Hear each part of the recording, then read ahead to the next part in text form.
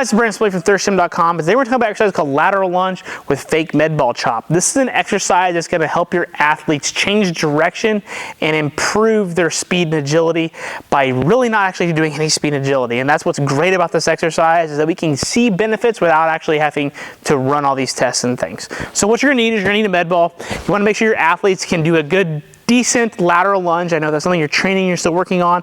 Hammer that home first, but they want to be able to understand the basics of a good quality lateral lunge here, okay? We're just not going to lunge completely as low as we would like a regular lateral lunge, because we're really trying to teach them to hit a cut, okay?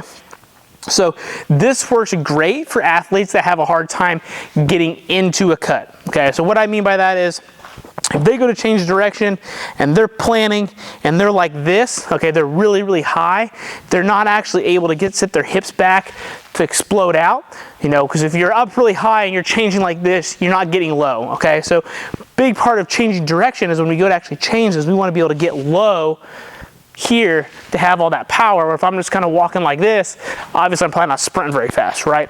So that's what you'll see is athletes will pull up. If they can't get into that cut very well, they're going to pull themselves up so they don't have to get into that cut, and they're here rather than actually here, okay? So what we're going to do with the med ball then is we're essentially going to take a lateral lunge. We're going to take a step. The med ball is going to start high, and we're going to chop it across our body, but it's going to be a fake chop. So we're going to go from here down. We're not actually going to throw it like you would like a regular chop here. We're going to pretend like we're going to throw it and then try to yield it. And then what that's going to do is as we yield and step with that ball, my body is going to continue to turn, and it's going to let me get into that cut better than if I didn't have the ball, okay? So we're trying to teach our athletes what it feels like to get in there and also reorient their body into that cut. So what it's going to look like, again, I'm going to start, you can either start with your knee up, start with your feet on the ground, that's personal preference. I'm going to lateral lunge, ball from high to low, boom, stick it with a good yield. So here, again.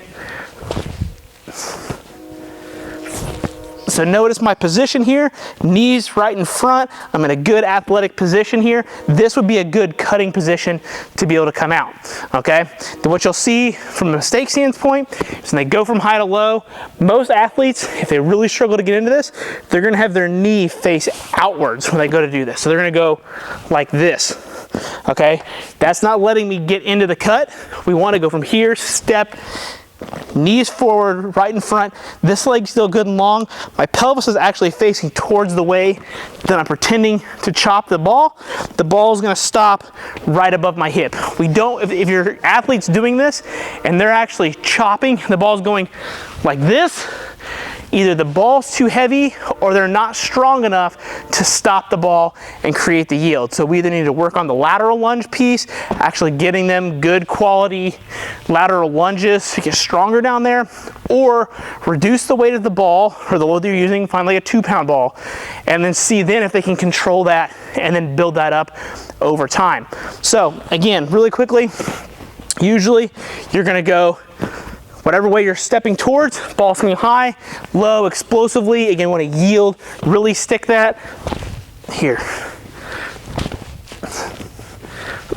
Okay, then what that's going to let us do, the athlete's going to usually come into that cut again, boom, and then be able to come right out of it. We want them to feel that turn, okay?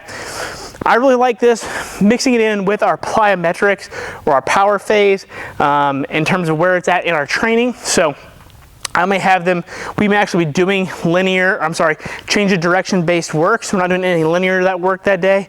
All change of direction, side to side work. So we'll do whatever drill it is we're doing, some lateral hurdle hops, things like that to work side to side. Then what we'll do is we'll implement something like this to reinforce that change of direction while we're still actually working on some of the sprinting and things like that. Again, you can use it as fillers elsewhere in your programs as well, but I've really just found it works well there because it forces my athletes to kind of slow down a little bit between their jumps and their sprints because they like to run through that stuff pretty quick. Now when it comes to how many sets and reps and all that kind of stuff, usually we do 3 to 4 sets. It's about 5 to 8 reps per side. So you actually want to get some reps in to get some good quality practice. This is not a true power exercise. I'm okay with going up to 8 reps because again, I'm getting good quality reps in there. I'm still trying to be explosive, but maximum power on that throw is not what we're after. We're using the throw piece to help orient the body and feel what we want to feel when it comes to actually changing direction. So if you got any questions about this exercise, please feel free to let me know down in the comment section. Thanks. Have a great day.